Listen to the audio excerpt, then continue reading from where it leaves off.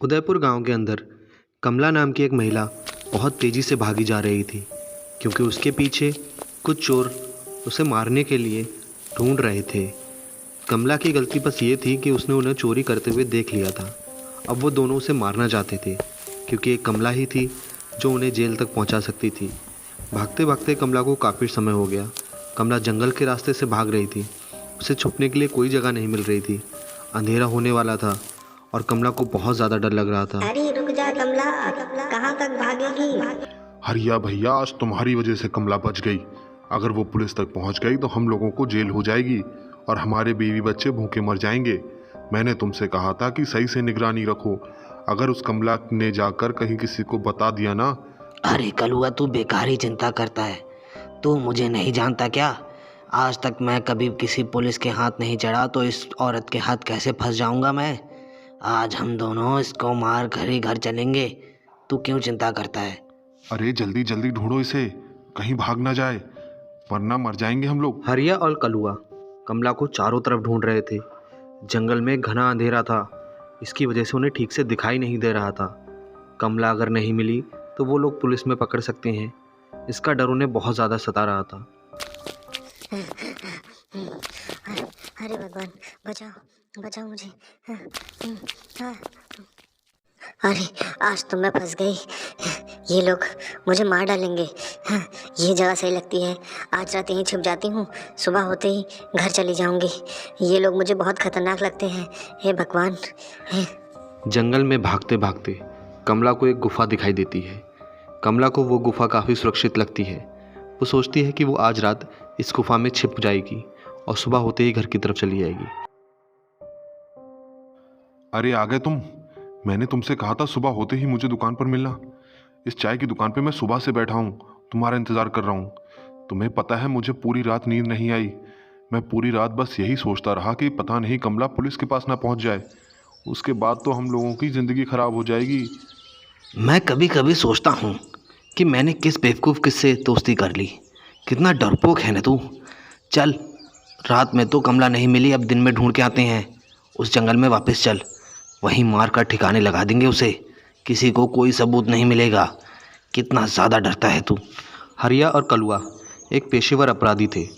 उन्हें पता था कि कमला शायद उस जंगल में ही कहीं छुपी है, इसलिए वो अगले दिन सुबह जंगल में पहुंच जाते हैं और यहाँ वहाँ कमला को ढूंढने लगते हैं। कलुआ को बहुत ज़्यादा डर लग रहा था, क्योंकि उससे पहले कभी उसने चोरी नहीं की थी। लेकिन हरिया इस काम में माहिर था और उसने कई चोरियाँ और कई लोगों को मारा था, इसलिए हरिया को बिल्कुल भी डर नहीं लग रहा था। ढूंढते ढूंढते वो दोनों उसी गुफा तक पहुंच ही जाते हैं। हरिया और कलुआ उस गुफा के अंदर घुसकर देखते हैं, तभी उन्हें एक पैरों के निशान मिलते हैं। हरिया और कलुआ समझ जाते हैं कि कमला इसी गुफा के अंदर है। उसके बाद वो दोनों हरिया भैया देखो, ये कमला की चप्पल है। इसका मतलब कमला इसी गुफा में छिपी है। हम लोग फिजूल ही रात जंगल में इधर उधर घूमते रहे। अगर पूरी रात कहीं और घूमने की जगह हम यहीं आए होते तो हमें कमला मिल गई होती। ये तो इस गुफा में छुप कर बैठी थी। देखो, वो कमला है। पकड़ो उसे हरिया भैया, पकड़ो, वो भागी जा रही है, पकड़ो उसे। रुक जा कमला, अरे तू मुझसे बचकर नहीं जा सकती। रुक जा। छोड़ दो, मुझे जाने दो।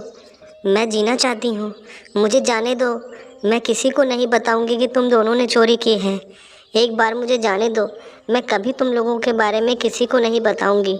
छोड़ दो मुझे। कमला उन दोनों के सामने बहुत गिड़गिड़ाती रही, लेकिन उन दोनों ने कमला की एक नहीं सुनी।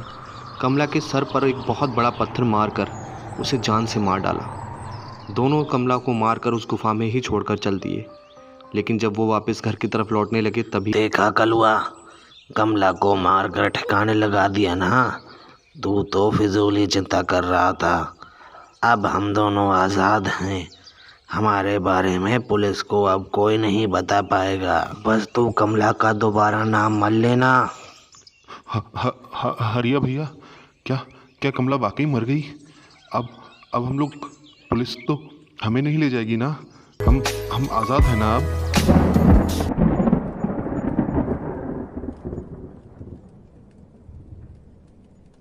तभी आसमान में बहुत ज़ोरों से बिजली कड़कती है और कमला की आत्मा उसके शरीर को छोड़कर बाहर आ जाती है। कमला एक चुड़ैल में बदल गई थी।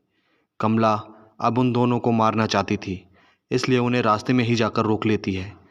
आसमान में घने बादल छा जाते हैं, अंधेरा हो जाता है।